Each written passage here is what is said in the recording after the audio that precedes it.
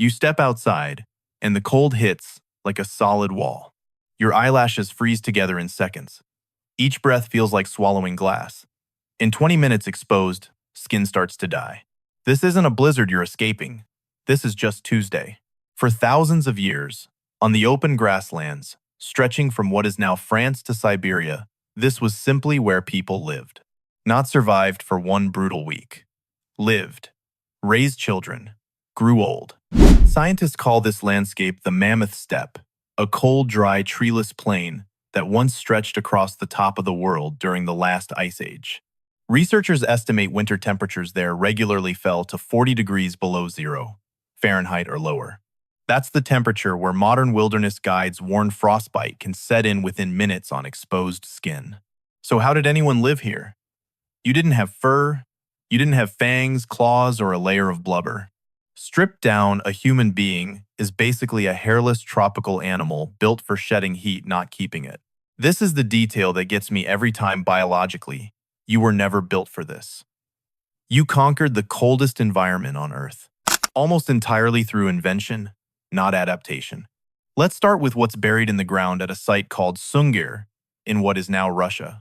About 34,000 years ago, two people were laid to rest there, covered in thousands of ivory beads. Anthropologist Eric Trinkos and his colleagues mapped exactly where every bead fell across the skeletons. The pattern wasn't random. The beads traced lines down the arms, around the legs, along seams exactly where you'd expect if they'd been sewn onto fitted clothing. Not capes, not blankets thrown over a shoulder. Trousers, shirts with sleeves, clothing cut to the shape of an actual body. That distinction matters more than it sounds like it should. Archaeologist Ian Gilligan has spent years studying exactly this question. When did humans move from simply draping themselves in hides to tailoring clothing that traps heat against the skin? His research points to the depths of the Ice Age as the turning point. Loose draped clothing lets cold air sneak in around every gap. Fitted clothing sewn close to the body doesn't. The tool that made tailoring possible was tiny. An eyed needle small enough to thread, sharp enough to pierce hide, has turned up at sites as old as Denisova Cave in Siberia, dated to roughly 50,000 years ago. Once you can sew, you can shape. Once you can shape clothing, you can survive somewhere your body alone never could. Clothing wasn't the only fiber technology in play. At sites in what's now the Czech Republic, including Dolní Věstonice and Pavlov, archaeologist Olga Sofer studied something almost nobody thinks to look for: faint impressions pressed into small pieces of fired clay, roughly 27,000 years old. Under magnification, those impressions turned out to be the ghosts of woven cordage and netting. People weren't just sewing hides. They were twisting plant fiber into rope, weaving baskets, possibly even producing simple textiles long before anyone thought that kind of technology existed this far back. Here's a question worth sitting with for a second.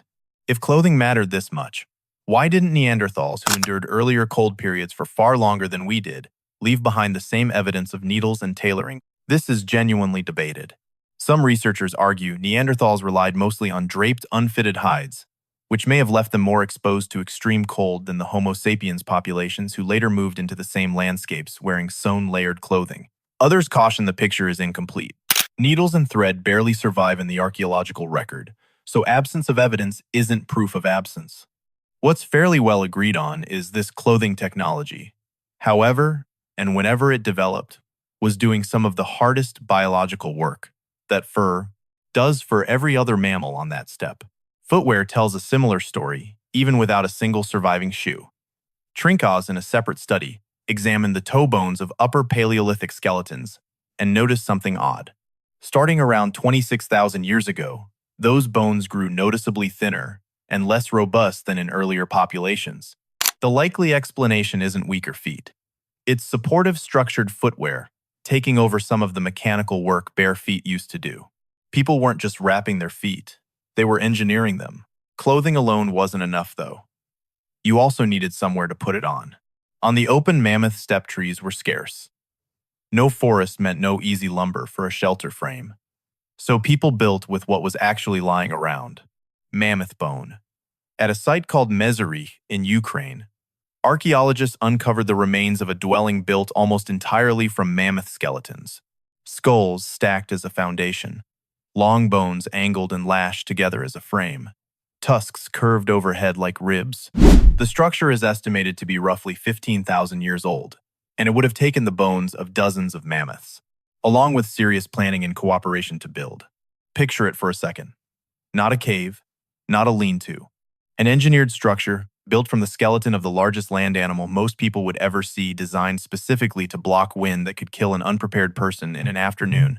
Inside fire did the rest. Controlled hearths show up across Ice Age sites, not just for warmth, but for cooking for light through the long, dark winters and for keeping predators at a distance. A fire pit dug into frozen ground fed carefully and tended through the night was the difference between a survivable night and a fatal one. None of this worked alone either. Building a bone-frame shelter, processing dozens of hides, sewing, fitted clothing, and keeping a fire burning all winter took more hands than any one person had. Survival out here wasn't really an individual skill. It was a coordinated, multi-generational group project. There's a quieter piece of this puzzle hiding in the chemistry of old bones. Researchers analyzing stable isotopes from Ice Age skeletons, including work associated with paleoecologist Hervé Boucheren's, have found that people living on the mammoth steppe relied heavily on fatty animal tissue, especially from mammoth and reindeer. Burning that much energy just to stay warm meant the body needed serious fuel behind the clothing and the fire. None of this is a suggestion for how anyone should eat today. It's simply a window into what cold climate survival actually cost calorie by calorie 30,000 years ago. And it's worth being honest about something the popular version of this story tends to skip. Not everyone made it. Skeletal remains from this period sometimes show healed fractures, signs of nutritional stress, and infant remains that hint at how unforgiving these winters could be. The clothing, the shelters, and the fire were remarkably effective, but they weren't a guarantee. Survival here was hard-won season after season, not some clean triumph where ingenuity simply canceled out the danger. So picture an actual evening. The wind outside is sharp enough to sting your face raw. Inside the bone frame shelter, the fire is low but steady.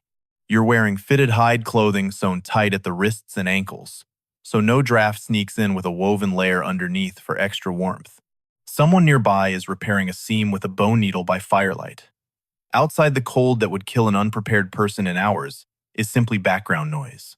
You've built an entire artificial microclimate just large enough for your family to survive inside. Here's the twist that the popular version of this story usually skips. This wasn't really a triumph of toughness. If anything, it shows how little raw toughness had to do with it. Compare this to the other animals actually built for this environment: Arctic foxes, polar bears, mammoths themselves. Thick fur, specialized fat layers, compact body shapes that hold heat in. Humans showed up to the same landscape with none of that. What we brought instead was the ability to build our biology externally. Clothing as portable skin, shelter as portable cave, fire as portable sun. Researchers studying human adaptability, including paleoanthropologist Rick Potts, have argued that this kind of flexible, technology-driven problem-solving, rather than any single physical trait, is the real hallmark of how our species spread into nearly every environment on Earth. You didn't out-tough the Ice Age, you out-invented it, and that pattern never really stopped. Right now, your house is doing the job that bone shelter did. Your jacket is doing the job those ivory-beaded hand-sewn hides did. Your boots are doing the job that thinning toe bones once hinted at. Your furnace is doing the job of that carefully tended fire pit. You're not biologically built for a Canadian winter, a Boston blizzard, or a Chicago wind chill warning any more than your Ice Age ancestors were built for the mammoth steppe. You've just inherited roughly 30,000 years of practice at building your way around your own body's limits. You step outside, and the cold still hits like a wall. But this time, you already know exactly why you're still standing.